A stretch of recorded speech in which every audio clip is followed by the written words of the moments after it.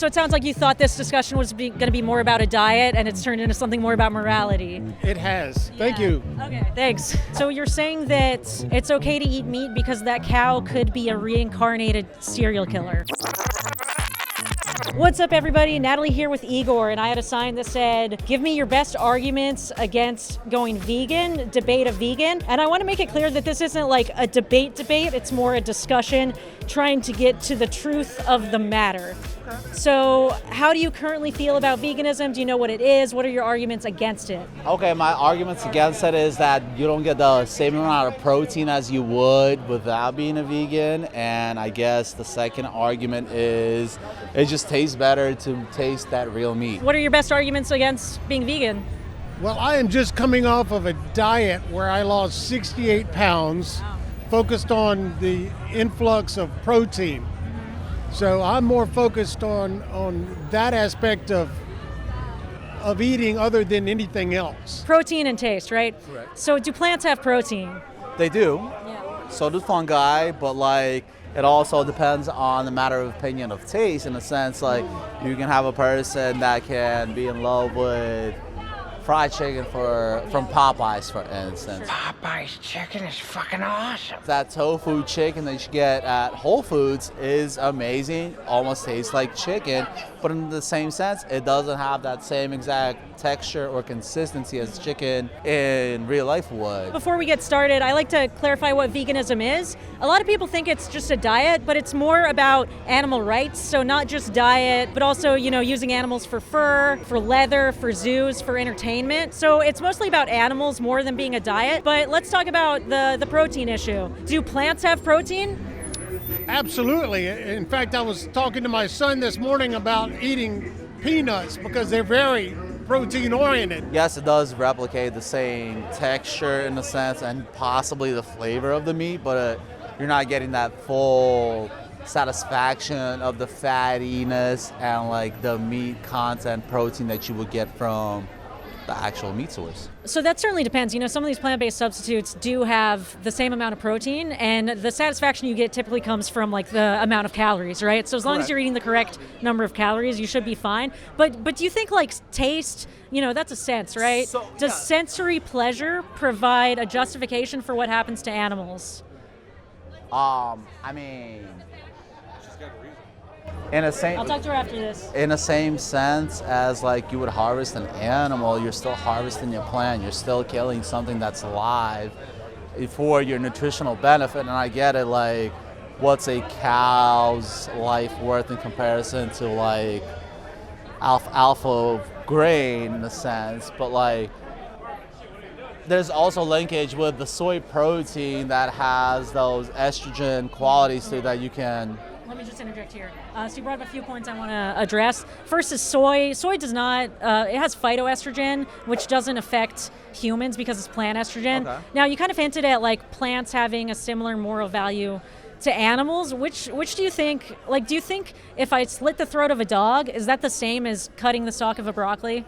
No, because obviously a dog you're caring for, like I'm personally a dog owner, and I love dogs. Like, to me, I think they're as valuable as a human life. So obviously I would never kill a dog. Like, people that kill them is just unfair justice because they can't defend themselves.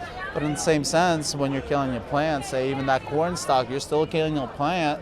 So if you're looking at it at a life basis in the quote-unquote Buddhism terminology, you're still killing something. So keeping in mind that you can get enough protein from plants, then why harm animals if you don't have to? Well, that's a good question. I never considered the fact that veganism was having to do with animal rights. Yeah, a lot of people don't. It's kind of marketed as just, it's sort of a plant-based diet, but it's really a lot more. So what's your relationship with animals like? Do you like animals? Oh, I love animals. I've got dogs. I used to have dogs. I love to hunt, so I guess I'm used to ending the animals' lives. But I watch birds all the time. Oh, you're a birder? Sure. So veganism, it's not necessarily that we value, anything that's alive. We value what's sentient. Do you know the word sentient? Yeah, absolutely. So plants are not sentient. So that's not necessarily true. There's roots that are connected with it. Same with mycelium and the fungi. Let's say that plants do feel pain. Yeah. You still kill more plants by eating an animal-based diet because the animals eat plants throughout their life. So Absolutely. you're actually minimizing plant deaths by going vegan as well. Correct. What I'm saying, if everybody decided to go that plant-based diet, then that would also kill a lot of that resources for the oxygen. Like corn is one of the most productive oxygen-based products. So if you love animals, do you think it makes sense to pay for them to be harmed? Your focus is more on veganism / don't harm the animals when I never even considered that. Yeah. So, I know it's tough to answer these questions sometimes. well, since I had never even thought about that, yeah. Absolutely. Yeah, and I appreciate I'm kind of putting you on the spot, so take as much time to think as you want. Oh, well, gee, thank you very much. But, with that in mind, sure, I understand that you can get as much protein from the plants and not harm any animals, and then everybody's happy. The more people who like this video, the more people I can talk to about veganism, and the more people will go vegan. So hit that like button right now. We could reduce global farmland by up to 75% because we're growing so many plants to feed to animals. Does that make sense? It makes sense 100%, but in the same sense, it's like if everybody went vegan, now you got to supply the cows, the pigs, the chickens, and the humans to sustain that same lifespan. Versus, I mean, listen, like, I believe in that whole entire common reincarnation, and like, what if that's some piece of shit serial killer that's reincarnated in a cow, and that's the way that he deserves to be, and like, he's meant to be on that like assembly line to get slaughtered, to get meat. Like, I'm gonna enjoy my meat because the flavor of it, yeah, it's causing a lot of methane gases, but Well, let me summarize that point. So you're saying that it's okay to eat meat because that cow could be a reincarnated serial killer. I mean, that could also be the case, yes, but like the way I look at it is we're on the survival of the fittest type of a food chain, whereas the humanity is the top predator of the food chain. So do you think that just because we have the ability to dominate other species, does that provide moral justification to do so? It doesn't, but like in the same sense, it's like if you're gonna kill a cow, don't just kill it for that tenderloin or that prime rib. If you're gonna kill it, use the whole entire cow, including the hide, the hooves, the tail, even as far as the tongue. Like, use every single bit of it. Sure. And we do that in industrial agriculture. They typically use all the cow. But like, what if I said that about your dog? Like, what if I wanted to kill your dog and I said, don't worry, I'm going to use all of it? Would you be happy with that?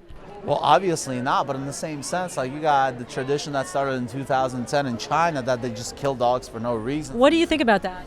I think it's a fucking horrible thing. And like, ultimately, me being the contributor to the cow slaughter, it could be the same, could be viewed as the same equivalence as that in a sense. Sure, I understand that you can get as much protein from the plants and not harm any animals, and then everybody's happy. So what's stopping you from doing that?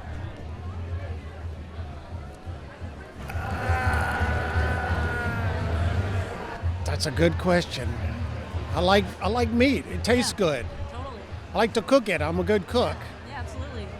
Yeah, I mean, I'm not going to say that meat doesn't taste good. I loved eating meat for the majority of my life. Like chicken wings were my favorite. I loved burgers. I loved all of that. But the cool thing is that we can get vegan versions of that now. But let's say we didn't have the vegan versions, right? Do you think taste is a sense, like sight or sound? Do you think sensory pleasure can justify harming animals? No, it can't. Yeah. But I do appreciate your time, but I can't argue with your pain pleasure of the animals when all was talking about was losing and dropping weight. Sure. So it sounds like you thought this discussion was going to be more about a diet, and it's turned into something more about morality. It has. Thank Yeah. you. Okay, thanks. Almost done, Appreciate it. almost done. Oh, I was just going to ask if you don't have to harm animals, why do it? You don't. I'm saying there's alternative ways that you can replace your meat intake. Like, Are you going to do it?